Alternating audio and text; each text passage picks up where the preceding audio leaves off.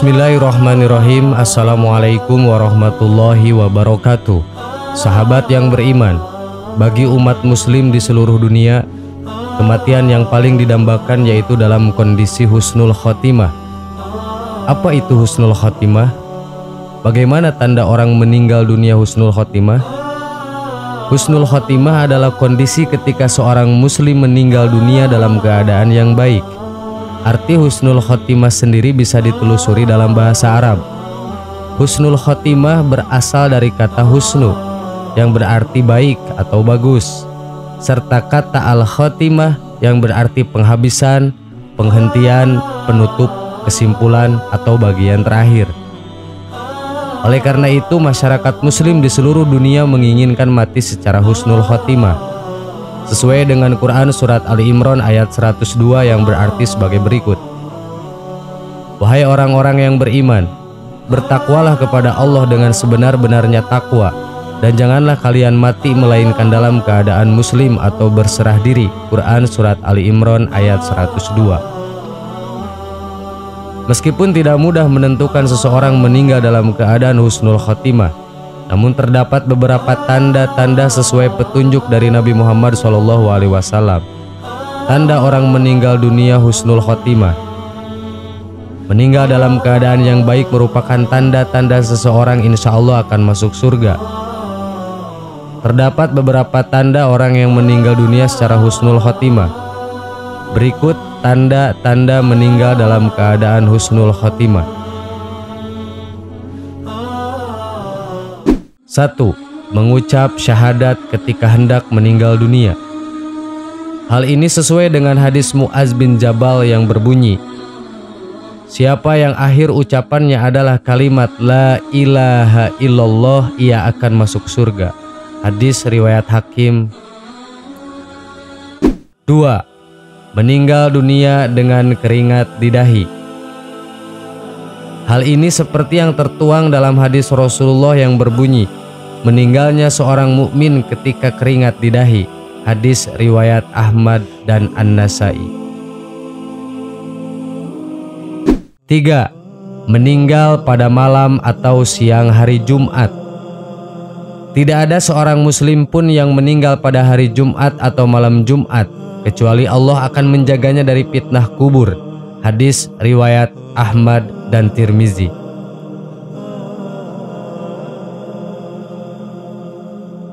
4. Meninggal di medan perang. Dan janganlah kamu mengira bahwa orang-orang yang gugur di jalan Allah itu mati, bahkan mereka hidup di sisi Rob mereka dengan mendapatkan rizki. Mereka dalam keadaan gembira disebabkan karunia Allah yang diberikannya kepada mereka, dan mereka beriang hati terhadap orang-orang yang masih tinggal di belakang mereka atau yang masih berjihad di jalan Allah yang belum menyusul mereka. Ketahuilah, tidak ada kekhawatiran atas mereka dan tidak pula mereka bersedih hati. Mereka bergembira dengan nikmat dan karunia yang besar dari Allah, dan Allah tidak akan menyia-nyiakan pahala orang-orang yang beriman. Quran surat Ali Imran ayat 169 sampai 171.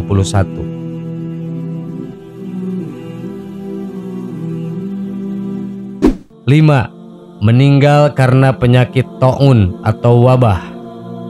Ta'un adalah syahadat bagi setiap muslim. Hadis riwayat Bukhari dan Muslim. 6.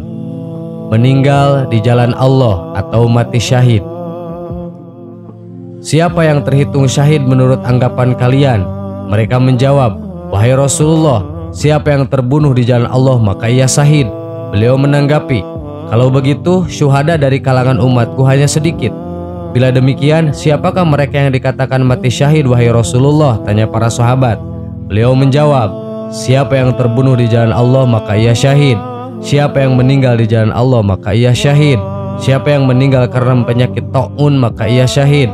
Siapa yang meninggal karena penyakit perut maka ia syahid. Dan siapa yang tenggelam maka ia syahid. Hadis riwayat Muslim. 7. Meninggal karena penyakit perut, karena tenggelam dan tertimpa reruntuhan.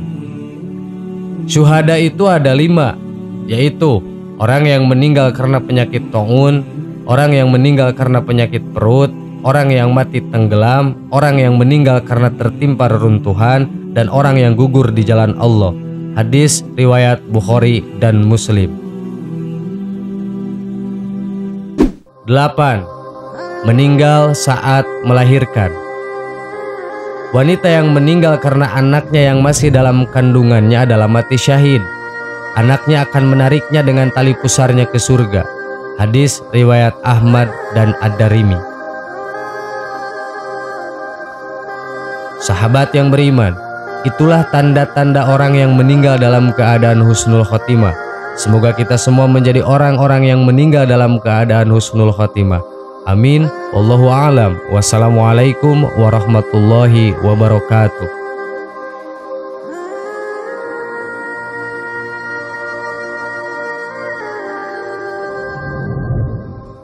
Bismillahirrahmanirrahim. Assalamualaikum warahmatullahi wabarakatuh. Sahabat yang beriman, setan merupakan musuh manusia yang tidak akan pernah lelah menggoda manusia. Dalam Al-Quran surat Al-A'raf ayat 16 dan 17 disebutkan bahwa mereka akan menggoda dari segala penjuru, yakni dari sisi muka, belakang, kanan, dari kiri manusia. Setan tidak hanya sebatas memujuk dan merayu manusia agar tidak melakukan amal kebaikan. Lebih dari itu, mereka melakukan tindakan agar kita menghindari perbuatan-perbuatan baik.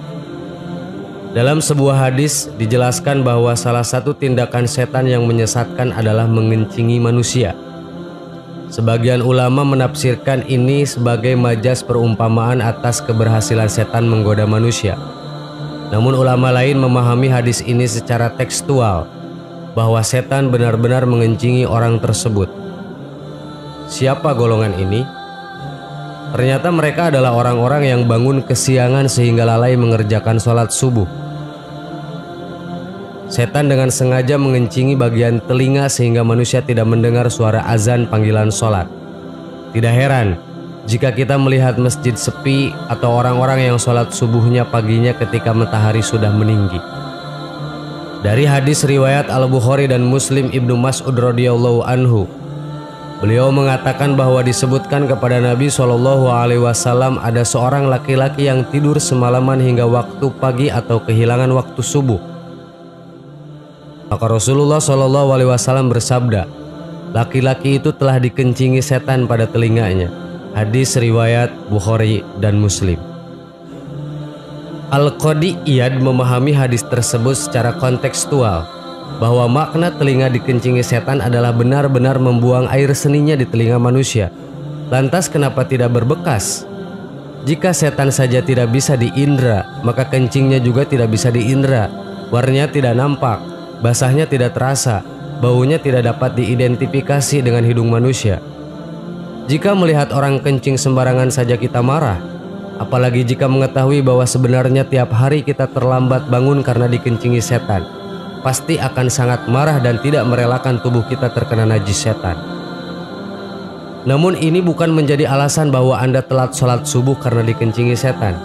Ini justru menjadi penghinaan bagi manusia yang dilakukan oleh anak-anak iblis tersebut. Bayangkan bagaimana martabat seseorang jika sengaja dikencingi oleh orang lain.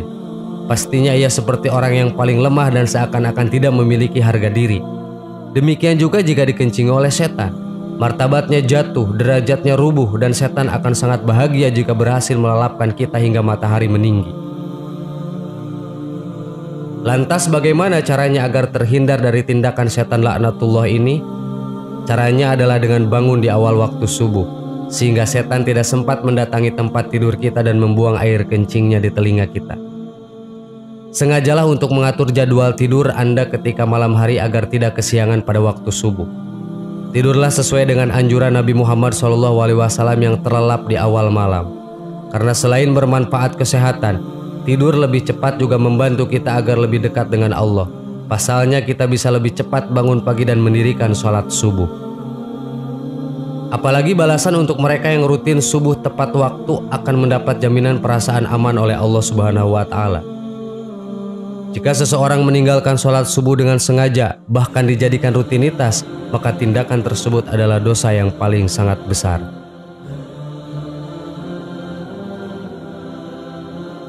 Sahabat yang beriman, semoga bermanfaat. Amin. Wallahu a'lam. Wassalamualaikum warahmatullahi wabarakatuh.